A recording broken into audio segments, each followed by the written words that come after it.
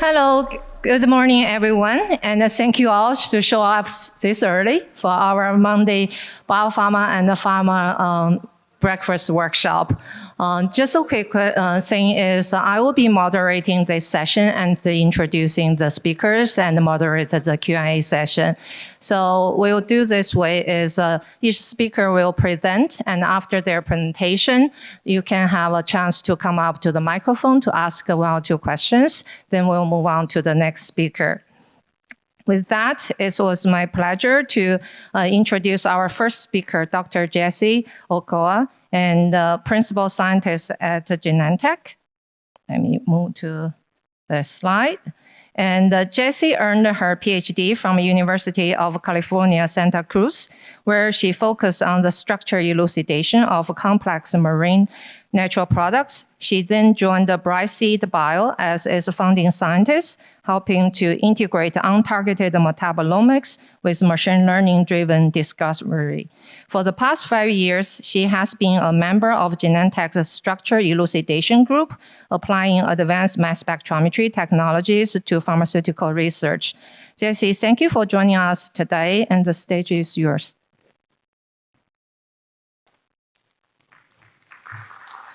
All right. Thank you so much for the introduction. So I'm going to go ahead and start this talk with just giving you a brief introduction on what the Structure Elucidation Group does at Genentech. So in general, we utilize both NMR and mass spec to assess the identity, composition, potency, and stability, and overall quality of our different therapeutic products. So we do this by structure characterization of unknowns as well as structure confirmation of knowns. I perform both NMR and mass spec. We do a lot of quantitative work as well. And actually, we do most of our quantitation by NMR, not necessarily by mass spec. And so typically, I'll be doing this by proton, carbon, fluorine, and occasionally phosphorus. I do a lot of impurity profiling by LCMS, looking at degradation products, lot-to-lot variability. And then I'm also actively involved in reaction monitoring, performing IPCs for our campaigns by NMR, and also do a lot of structure characterization for INDs by mass spec and NMR. Then, actually, when I joined Genentech about 5 years ago, we were in the small molecule division. Since then, our molecules have changed in complexity quite a lot, especially in size. So while our portfolio still is comprised of predominantly small molecules, this has then gotten more complex, and we now incorporate peptides, oligonucleotides, degraders, conjugates, as well as delivery systems into our portfolio, which is why we've kind of changed our names from small molecules to synthetic molecules. So with this increasing diversity of our portfolio, we also need adaptable methods and techniques. And so me personally, I like to consider myself more of like a Swiss Army knife. So I answer kind of any of these complex questions, structure characterization or analytical, with regards to all of these complex therapeutics that we're developing. And so in this suite, it's not just mass spec, but we have a lot of NMRs at our toolkit doing quantitation, different nuclei, long range, deuterium-free experiments, as well, of course, on the mass spec side, we have a wide variety of instruments. Of course, I'm going to be talking about our Orbitraps by Thermo today, but we also have a suite of ion mobility systems, which actually my teammate is giving a nice talk probably right now in another room. We do orthogonal fragmentation, as well as we utilize anything we can to make our work more streamlined. So things like easy IC, as well as the auto-ready calibration in our newest system saves us time, which at the end of the day is one of the most key factors that we need.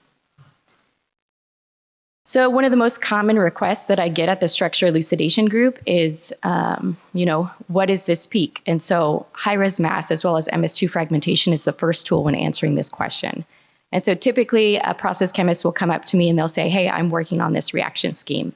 I've generated, this set of impurities, and I really need to know what this specific impurity is at, say, in this example, retention time 5.49. So then I will go ahead and recapitulate that method on my system exactly as they had done it on their HPLC, get them a high-res mass, look at the scheme, and try to figure out, can I identify what the molecular formula of this is, compare that with the MS1, as well as, annotate the MS2 spectra, because ideally I can localize some form of degradation or some changes on the molecule to better inform how they're scaling up the synthesis for the clinic. That way, if they know this, they can either prevent the formation of that impurity or maybe utilize it to convert it to the product. So this talk is going to talk about, kind of the evolution of how we've done this analysis over different Orbitraps. So about 11 years ago, we purchased the Orbitrap Fusion Tribrid, followed by about 5 years ago, just before I joined, we purchased the Lumos, which then enables us to use orthogonal forms of fragmentations like ultraviolet photodissociation. And then most recently, this last October, we just installed the Ascend. And then we've also been actively working down at San Jose and testing some of our newest molecules and challenges down on the Apex. And I will show some of the data from some of these instruments. So I'm going to do a little deep dive into one of our classes of synthetic molecules that has been a little bit more challenging to do structural elucidation on it. And so this is going to be our KRAS inhibitors. So shown here on the left is GDC 6036. So this is one of our molecules. As well as in the middle, you'll see 2 synthetic intermediates. Then on the right, you'll see another vendor's molecule, but even though these are all structurally different, they all have this key motif that they share, which is this pyrrolidine group. And this is actually what makes them the most challenging to analyze by mass spec, because once you try to fragment these, that basic group is going to grab all of the protons, and the MS2 spectra for all of these molecules is going to look exactly the same. So I liken this to if you were trying to describe to somebody, did I see a crow or a raven, but the only descriptor that you're providing is that it had black feathers. While it's an accurate description of those birds, it doesn't help you differentiate between the two. So because of that, we need, alternative tools in order to differentiate between this class of molecules. So this is kind of really the heart of what I'm going to talk about today. So I'm going to give you a few different tools to differentiate between challenging molecules like KRAS inhibitors, but you could apply this to anything that really has a basic group that's attached to a labile linker. And so I will start with how we did this with the fusion. So I know we have a diverse audience, so I won't dive deep into what we can do with the Ascend just yet, because I want to kind of give you a method that I think anyone can use. So the in-source fragmentation method that we've applied on our fusion, I think can be done on an academic setting and doesn't even necessarily need to be done on the fusion, but could be applied to a wide variety of instruments. So this in-source fragmentation method, I think, is the most widely applicable method, followed by alternative forms of fragmentations like UVPD on our Lumos, as well as the increased sensitivity boost that the Ascend gives us, then allows us to do the same type of analysis, but on the most complex of samples. So one of the tools that you can use for analyzing these, I think the easiest one is actually to change the mobile phase. So if you can change the mobile phase for these KRAS inhibitors and bias yourself towards a higher Z2 charge state, if you fragment the Z2 charge state for some of these, it doesn't work for all of them, but it does work for our 6036 compound. So if you look at the fragmentation of this 311 ion, you get a really nice spectrum. So you still see a high propensity of that 98 ion, but it doesn't dominate the whole spectra. So you do have lots of other fragments that then you could look and annotate different impurities if you needed to. Unfortunately for us, for the most case, we're really tied to a specific method, and most often it's TFA. So that's a qualified method that comes from our chemist, and a lot of times we have really low-level impurities. They're eluting right next to each other, and they often have the same mass. So you're looking at, various oxidation or halogenation events. And so in that case, we have to stay true to that exact method, annotate exactly where that peak is, and so we don't always have access to that Z2 ion. So in-source fragmentation is very simple, and it's something that we typically, most people will try to avoid. But in this case, you predominantly have, your intact precursor. If you were to fragment that, remember, you only get that basic group, that pyrrolidine group, and nothing else. If you increase the source voltage a little bit to 20, you see the appearance of this 525 ion, which is just the core of the molecule.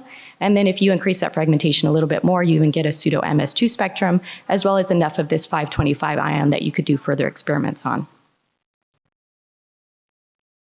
Then I have here just some comparison actually from our Lumos and our fusion data. So if you were to do just HCD of this 622, like I said, you'll just get this pyrrolidine ion. It's not very useful unless you're looking to identify is, the modification on this pyrrolidine or somewhere else.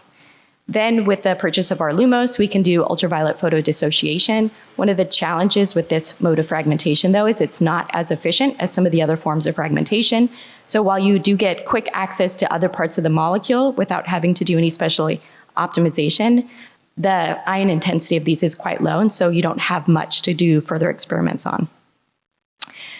However, if you do in-source fragmentation, you can selectively remove that pyrrolidine group. This gives you, 5 abundant ions that you could then localize different modifications throughout the compound, as well as do other experiments if needed. So last year, we actually donated our fusion to UC Santa Cruz, and so I can definitely say all of this work can actively be done in an academic setting if needed. However, we save time, as we move to the higher end instruments and can do this type of analysis even faster. So with that, now we've transitioned our Lumos to be our walk-up instrument. So we have about 30 users using this all the time for a wide variety of experiments. And what we see is a huge boost in sensitivity when you're looking from these two instruments. So 4-fold boost of sensitivity from those two, as well as another full magnitude of sensitivity gain as you move from the Lumos to the Ascend. And then lastly, we have the Tribrit Apex that we are currently evaluating down at San Jose. And it looks like it has really exciting results. So it has a similar source design to the Ascend. And we're currently reviewing them and likely going to release those probably within the next year or so. And so one interesting thing with regards to these specific KRAS inhibitors that I noticed is when you're looking at data between the Lumos and the Ascend, I actually see a difference in the charge states. So you actually see slightly higher Z2 ions for the Ascend than with the Lumos, as well as another boost of sensitivity. And what this does is it allows us to do, answer even more questions. And so this is where I want to showcase how the Ascend actually stands apart from some of the other instruments. So from all the previous slides, I've said you can do a lot on all the other Orbitraps, maybe other mass specs. But you have like the first 3 of these compounds from our KRAS inhibitors, there's the other 2 KRAS inhibitors where you can do a lot of structure work. But where things get really challenging is for this synthetic intermediate, which is the second to the last synthetic step for the synthesis of 6036. And it not only has that pyrrolidine group, it has 2 sets of fluorines. You have 2 protecting groups, so a Bach group, 2 paramethoxybenzoyl groups. So if you go to fragment this, all the odds are against you really to try to get access into that core if you're really trying to differentiate a modification from one ring to another. And so I was able to get this to work on our fusion, but it was with a tremendous amount of effort and lots of optimization. So with this highly protected intermediate, I was able to do in-source fragmentation followed by MS2 to start to remove that Bach group, further cleave down that top ring, and then finally get to this 240 ion where you can start to separate some of these ring structures. However, the ion intensity of this is only 10 to the 2. It's really in the baseline, and my confidence in this level of annotation is pretty minimal. You can compare this to what we're able to do on the Ascend, so you can take the precursor ion and then jump all the way to the 654 ion much faster. So you've already skipped an entire step here, and then perform MS3 on that intermediate ion in order to get the same final fragment with a much higher 4-fold increase in ion intensity. So now you've raised this informative fragment out of the baseline. We could even do further experiments on it if needed, and it really increases the amount of throughput we're able to do as well as the confidence in the annotation of these ions. So with that, I've kind of walked through a few different toolkits for anyone analyzing these tricky type of molecules, whether it's KRAS inhibitors or other small molecules that have these labile groups. So in-source fragmentation, I think, is something that is easy to try to implement. The challenges here is it does take quite a bit of optimization, followed by, with these higher end instruments, you have an increased gain in sensitivity as well as your orthogonal fragmentation modes. And then, of course, with the Ascend, with the gentle ion introduction, you have much more options to do the most challenging of molecules. So I'd like to thank, of course, all of Thermo for welcoming here to give this talk, as well as supporting the work that we've been optimizing down at San Jose on the Apex. And then I also have to thank all of my teammates on the structure elucidation group. And then before I end this talk, just one last little plug. So we have 2 posters going on today, throughout this week, as well as we have 2 talks going on Tuesday. So if you're interested in anything Genentech is doing, please go check those out. Thank you.